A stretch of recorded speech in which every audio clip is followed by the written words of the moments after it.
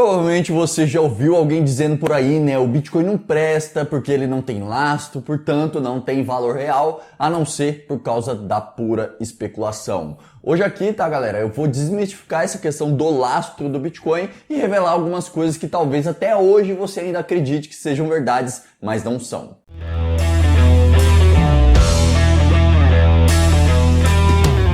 Fala pessoal, sejam todos muito bem-vindos a mais um vídeo aqui do canal e hoje para falar dessa questão do lastro das moedas e também da suposta falta de lastro do Bitcoin. Aqui esquece toda e qualquer criptomoeda, ok? Eu tô focando somente no Bitcoin, então não confundo com outras criptos que aos olhos de uma pessoa leiga no assunto, né, pode parecer se tratar da mesma coisa, mas não são. Existe uma diferença gritante do Bitcoin para todo o resto, né? Mas esse não é o assunto de hoje, aqui o foco é o bendito lastro, né? E a gente já vai entender tudo isso. Só que antes, né, da gente falar sobre isso exatamente, eu tenho um presente aqui para dar para vocês, né? Para quem já me acompanha sabe que um dos parceiros aqui do canal é o Cuponomia, que é uma plataforma dedicada em filtrar e trazer os melhores descontos e cashbacks da internet para você. Se você faz parte da maioria das pessoas que compra online, que compra na internet, com o Cuponomia você consegue, além de economizar, ganhar dinheiro de volta também. Mas esse não é o presente que eu tenho para você não, tá? Se você se cadastrar hoje no Cuponomia por meio do meu link que tá aqui embaixo na descrição, na hora você vai receber R$5 na sua conta e assim que você acumular R$20 em cashback dentro do Cuponomia, você já pode resgatar o valor integral para o seu banco, né, para sua conta bancária e usar da maneira que preferir. É só se cadastrar de graça, já pegar o seu presente, né, de R$5 e começar a economizar nas suas compras online. Então acessa o link aqui embaixo e aproveita, beleza?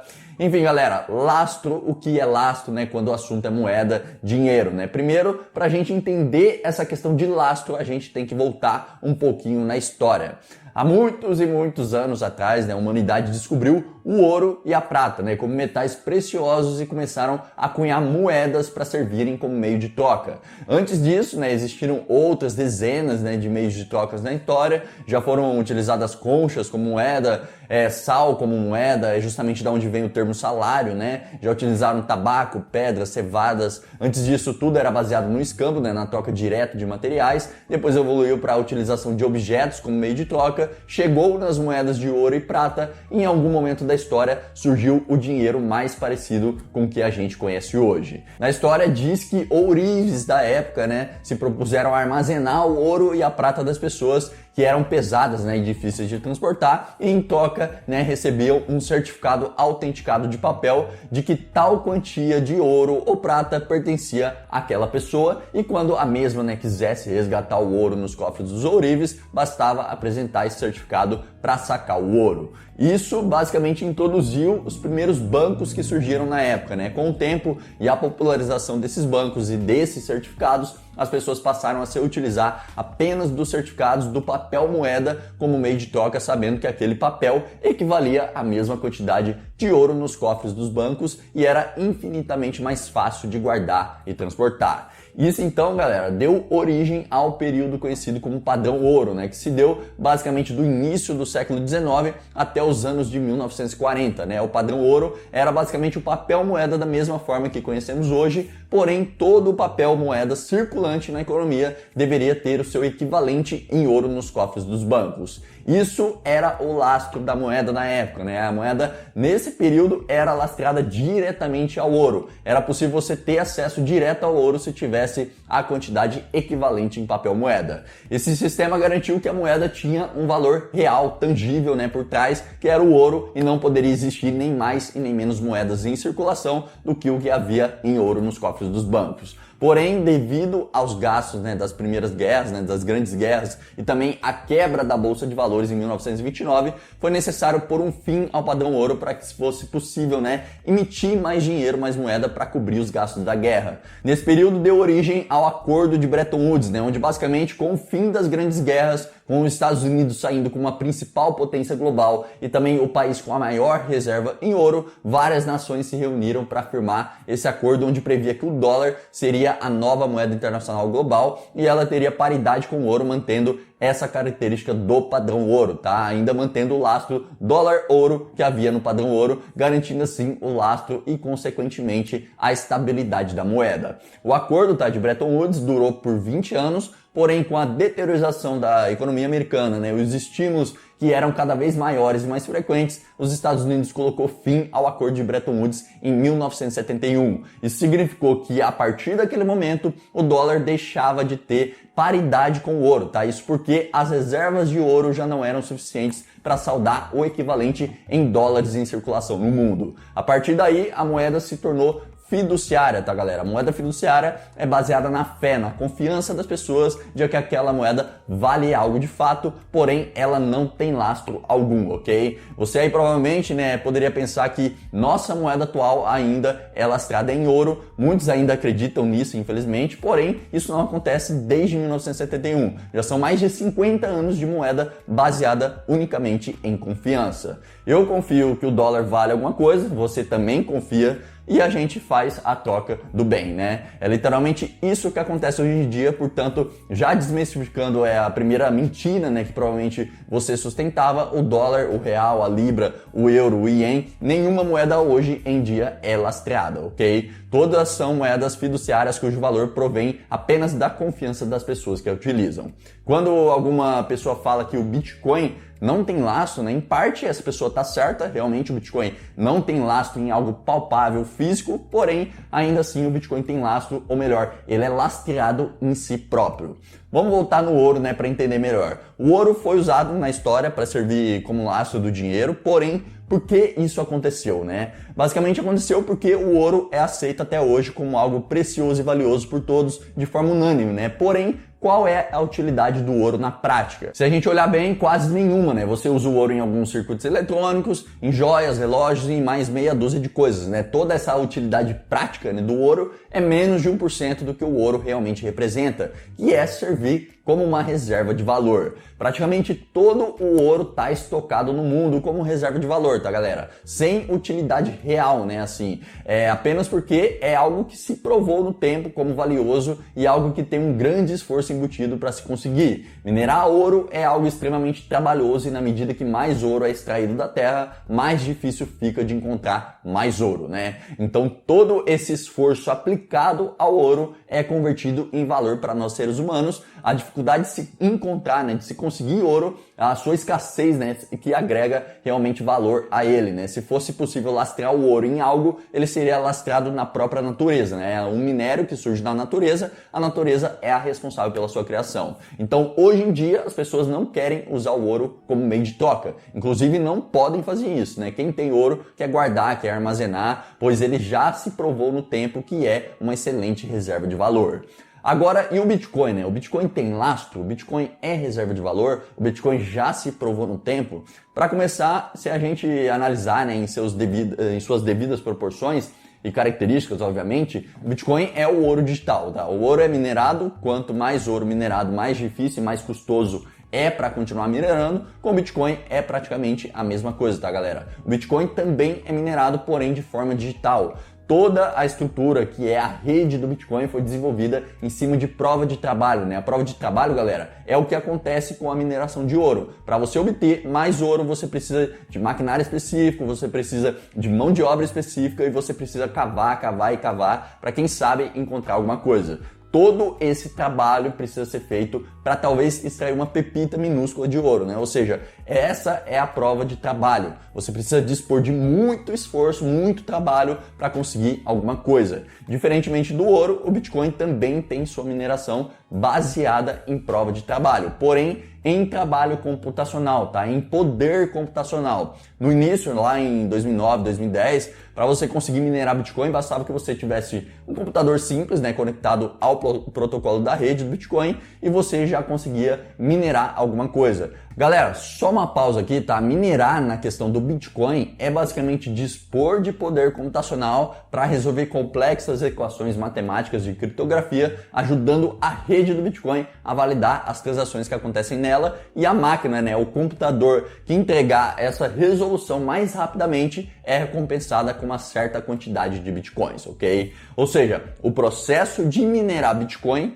é relativamente parecido com a mineração de ouro, porém em suas devidas proporções, obviamente, né? Então, no início, qualquer computador poderia ser posto para minerar Bitcoin e as chances dele ter sucesso nessas resoluções de criptografia era grande. Porém, com o tempo e devido ao protocolo único do Bitcoin, que é programado para dificultar a mineração com o tempo, hoje, atualmente, é impossível, né, você ter sucesso minerando Bitcoin com um computador simples, um computador convencional. O poder computacional, né, exigido para que o computador possa concluir essas equações matemáticas antes de todas as outras máquinas, né, é absurdo, tá, galera? Isso torna o processo de mineração do Bitcoin dificultoso, tornando o Bitcoin valioso da mesma forma que acontece com o ouro.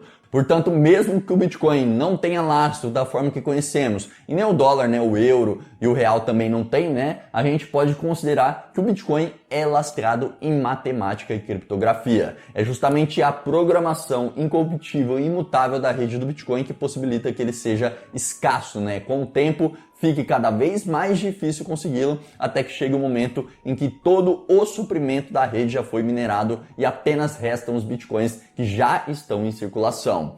E isso, tá, galera, tá programado para acontecer no ano de 2140, que é quando a última fração de Bitcoin será minerada de fato, concluindo o montante final de 21 milhões de Bitcoins disponíveis, que está intrinsecamente programado na rede, e isso é imutável, não dá para mudar, tá? Só existirão esses 21 milhões de Bitcoins e nada mais do que isso. Então, para os que dizem que o Bitcoin não presta porque não tem lastro, o lastro do Bitcoin é programação, criptografia e matemática, né? Quem não acredita nisso, ou é porque ainda não estudou a fundo o suficiente o assunto para compreender exatamente o funcionamento do Bitcoin, ou simplesmente não acredita na matemática. Pois no final das contas, tá, o Bitcoin é uma prova de trabalho, assim como o ouro, tá? Porém, o trabalho imposto é em forma de poder computacional. A máquina que agregar mais poder computacional para resolver os problemas matemáticos impostos pela criptografia da rede será a máquina recompensada em Bitcoins. Isso por si só, tá, já é um dos fundamentos do Bitcoin que dá valor a ele. Depois existem outros também, né, como a descentralização da rede. Não existe alguém centralizado, ou uma empresa, né, ou um computador que tem prioridade dentro da rede. Literalmente todas as máquinas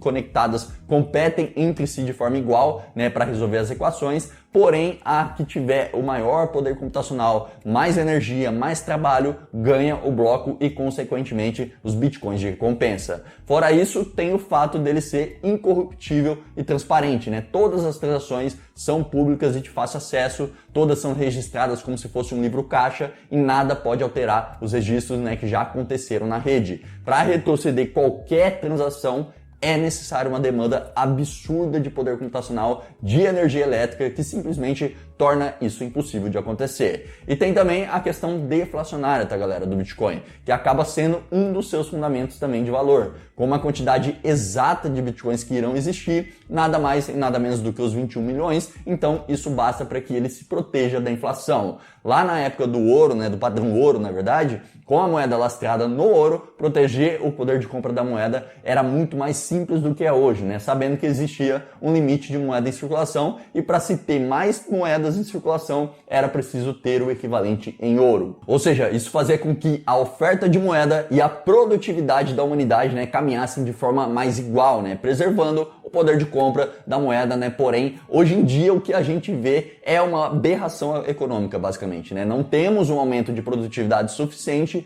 para garantir o poder de compra da quantidade de dinheiro em circulação. Ou seja, hoje, os governos, juntamente com os bancos centrais, imprimem dinheiro sem muito critério, né? E as consequências disso é que temos muito dinheiro sem valor, muito papel pintado, né, circulando e pouco ou quase nada de aumento de produtividade. E isso, inevitavelmente, gera inflação, tá? Gera perda do poder de compra do dinheiro, gera aumento de preços. E convenhamos, tá, galera? É isso que vem acontecendo ano após ano e a tendência é piorar, né? Na tentativa dos bancos centrais em amenizar as crises, né, gerando liquidez para o sistema com papel impresso, a conta no final é inflação. Pode tardar, mas nunca falha, ok? Em resumo, é essencial entender, tá, galera, que o valor de qualquer moeda, seja ela física ou digital, é fundamentado na confiança que as pessoas têm em seu poder de compra, né? E na sua capacidade de manter o seu valor ao longo do tempo ou no lastro que ela tem, né? Se houver. O Bitcoin, muitas vezes criticado, né, por não ter um lastro, na verdade tem um tipo de lastro próprio e único, né? Sua criação é baseada em princípios matemáticos e criptográficos,